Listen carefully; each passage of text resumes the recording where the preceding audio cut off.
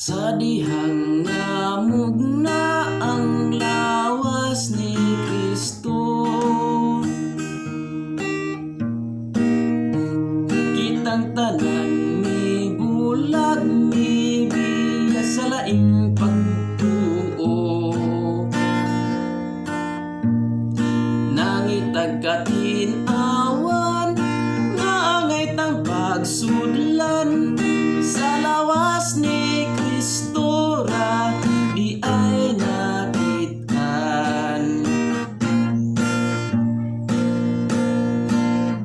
Dinhi sa iglesia ang lawas ni Cristo,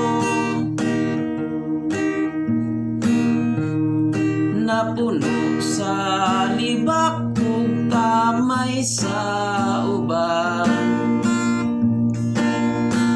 Bisan gamay nga pundok adunay kamatuoran, kay bisan sa Biblia ato mang mabasa.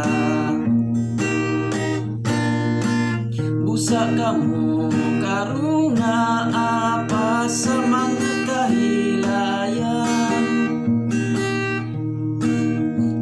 Sulod kamo sa lawas aron ta magkauban,